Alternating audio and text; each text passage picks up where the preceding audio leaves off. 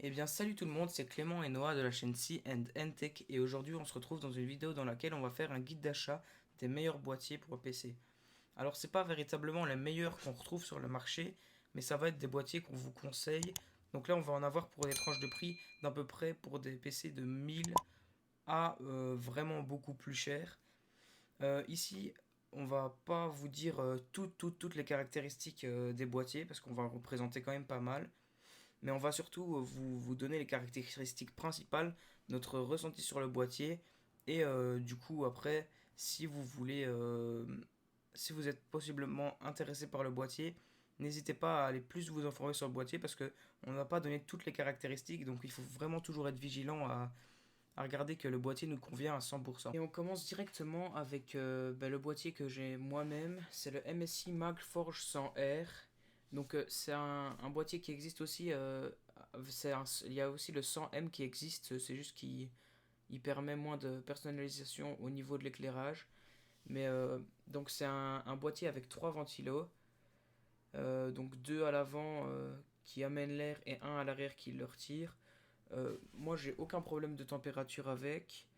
Pour le cable management, il est vraiment facile. Enfin, il y a pas mal d'entrées pour faire passer tous les câbles et tout. Donc franchement, c'est un très bon boîtier que je recommande. Si juste j'avais peut-être un défaut à dire, c'est juste que je trouve la grille à l'avant est un petit peu trop fine. On voit. Enfin, je trouve que ça, c'est pas. Enfin, c'est pas si grave que ça, mais je trouve quand même qu'elle est un petit peu trop fine, la grille à l'avant.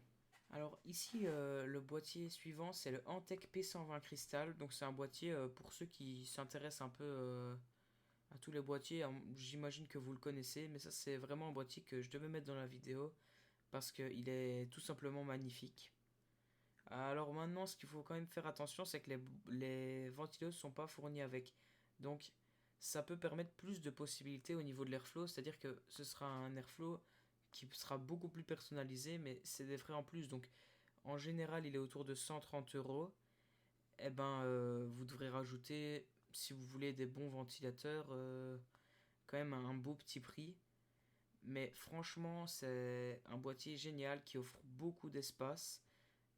Si vous mettez une carte graphique en verticale et pas en horizontale, vous aurez l'occasion de mettre un, un water cooling jusqu'à 360 mm, ça c'est super. Vous aurez aussi l'occasion de mettre une carte graphique, je pense, je suis pas sûr, mais je pense que vous pouvez mettre toutes les cartes graphiques vendues sur le marché. Vous avez encore trois places en dessous pour mettre des ventilateurs et encore une à l'arrière en extraction. Donc c'est juste, pour ce boîtier-là, je vous dirais quand même de faire bien attention à bien penser à votre airflow, vous voyez. Parce que là, ça va être vraiment hyper important.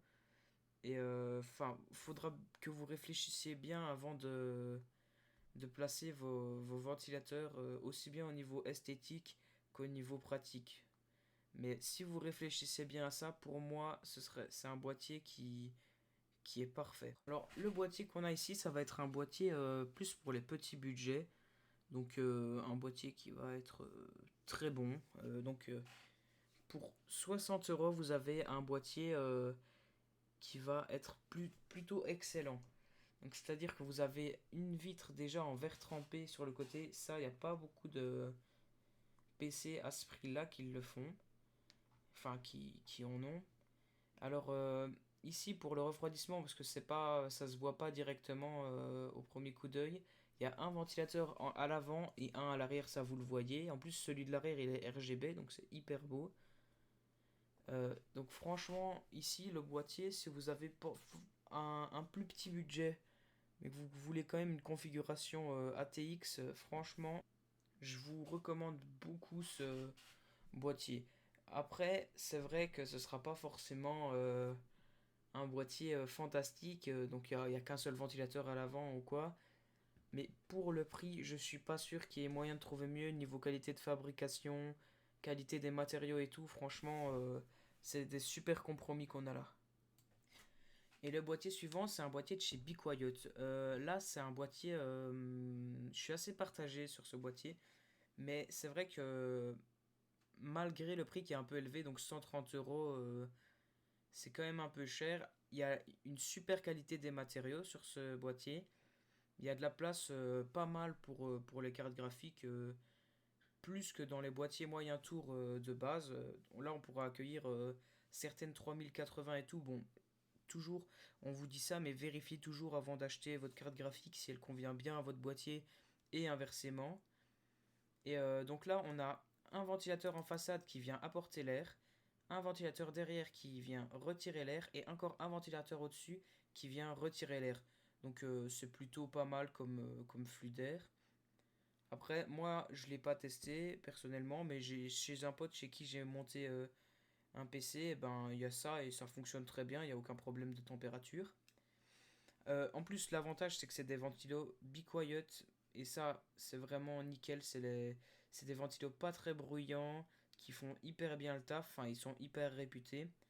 Après, c'est vrai que 125 euros ça peut paraître assez cher, mais je trouve c'est pour ceux qui voudront un PC un peu plus sobre et qui pourrait accueillir d'éventuellement plus gros composants dedans. Donc le boîtier suivant est un boîtier de chez MSI, donc c'est pas le premier de la vidéo, mais voilà. Celui-là, déjà niveau design, je trouve qu'il est plutôt beau, c'est assez sobre, donc si vous voulez rien que sur le boîtier, il y a pas mal de RGB et tout, celui-là il est quand même relativement sobre, donc voilà, ça vous conviendra peut-être un peu moins, mais moi je le trouve super beau. Dedans, il y a largement la place pour quand même une grosse carte graphique, mais comme sur les autres boîtiers qu'on va présenter, vérifiez toujours si jamais ça conviendra avec la carte graphique que vous voulez vous acheter, car ça change en fonction de la carte. Euh, la vitre sur le côté est en verre trempé, donc c'est une tour de taille moyenne et vous avez la place pour une carte mère classique, une ATX ou une micro ATX ou une mini TX. Et dans ce boîtier, il y a aussi trois ventilateurs à l'avant qui amènent l'air et un à l'arrière qui le retire. Donc c'est pour son prix et tout, franchement, c'est un boîtier qui a un bon refroidissement et tout. Donc ça devrait, si vous avez un budget pas trop élevé, ce boîtier devrait sûrement faire l'affaire. Donc le boîtier suivant est un boîtier de chez Corsair. Donc les boîtiers Corsair, ils sont très, moi je les trouve vraiment très très beaux. C'est vraiment Corsair, ils ont un design que je trouve vraiment super beau sur tout leur boîtier. Donc celui-là, vous avez déjà trois ventilateurs à l'avant, mais vous n'en avez pas à l'arrière. Donc si vous achetez ce boîtier-là, il faudrait en rajouter un à l'arrière pour pouvoir faire ressortir l'air. Mais sinon, vous avez presque la même place que sur le boîtier pour la carte graphique, mais il y a quand même 30 mm en moins, donc vous pourrez quand même pas avoir la place pour toutes les cartes graphiques non plus, donc allez quand même vous renseigner. Sinon, vous avez aussi la vitre en verre trempé, vous avez la même place que sur le PC d'avant pour la carte mère. Et c'est aussi une tour de taille moyenne. Vous avez aussi bien sûr sur le boîtier deux ports USB, un pour votre micro, vous avez le bouton pour allumer et éteindre. Et si vous voulez un boîtier relativement semblable à celui-ci, il y a le Corsair iQ 4000X. Celui-là, il lui ressemble, niveau design, il lui ressemble pas mal quand même pas mal. Il a quelques différences. Il est un petit peu moins cher que celui juste avant. Mais sinon, vous avez presque la même place pour la carte graphique. Encore 10 mm en moins, mais il est moins cher, donc c'est relativement normal. Vous avez aussi la vitre en verre trempé. C'est aussi une tour de taille moyenne. Vous avez aussi la place pour la carte mère comme sur le boîtier d'avant. Donc à ce niveau-là, c'est plus ou moins le même. Vous avez aussi les trois ventilateurs à l'avant, mais pas à l'arrière. Donc c'est vraiment semblable. Surtout au niveau du design, ça change. Et au niveau de la place pour la carte graphique. Donc le boîtier suivant est encore un boîtier de chez Corsair parce que les Corsair là c'est quand même de la bonne qualité niveau boîtier. C'est le Corsair Crystal 570X. Celui-là il est quand même assez cher, c'est 230 euros. Donc si vous avez le budget c'est un bon boîtier mais c'est quand même un certain prix. Donc vous avez trois ventilateurs à l'avant qui sont RGB. Mais vous n'en avez pas à l'arrière donc il faudrait dans l'idéal aussi en rajouter un. Sinon, vous avez la même place que sur le Corsair 465X pour la carte graphique, vous avez la même place. Vous avez aussi la place pour une ATX, micro ATX et mini ATX comme carte mère. C'est aussi une tour de taille moyenne. Donc le prochain boîtier est encore une fois un boîtier de chez Corsair, c'est le Corsair Carbide Spec Omega. Donc c'est un boîtier que je trouve super beau parce qu'il a un design vraiment différent des autres. Moi perso je le trouve trop trop beau. Il a 190 euros, donc il est un peu moins cher que le boîtier Corsair Crystal 570X, mais vraiment il a un design super beau.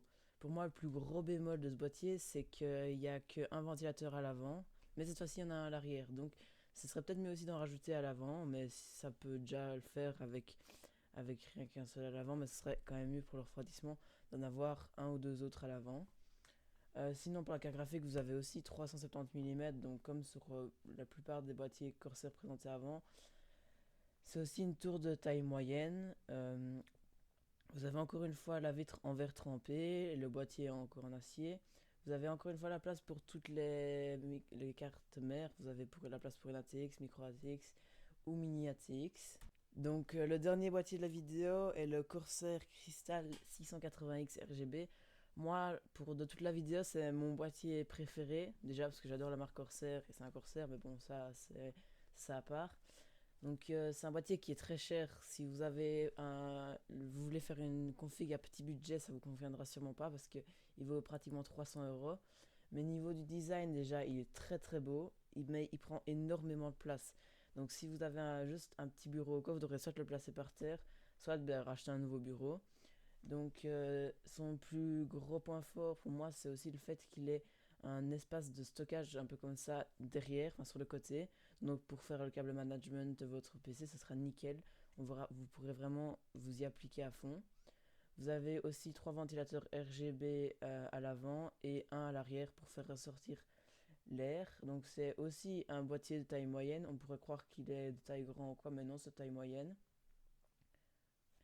Mais un défaut aussi, c'est qu'il n'y a pas énormément de place pour la carte graphique. Bah, il y a quand même pas mal de place, mais du coup, vérifiez quand même bien si vous voulez vous acheter ce boîtier-là, qui est quand même un prix assez élevé, de regarder si votre carte graphique pourra aller dedans. Sinon, ce serait dommage d'acheter un boîtier aussi cher ou une carte graphique plus chère et qu'au final, un ne va pas avec l'autre. Ben, merci à tous d'avoir regardé cette vidéo. J'espère que ça vous a vraiment plu. N'hésitez pas à vous abonner, à liker et à commenter. Et on se retrouve la semaine prochaine pour une prochaine vidéo.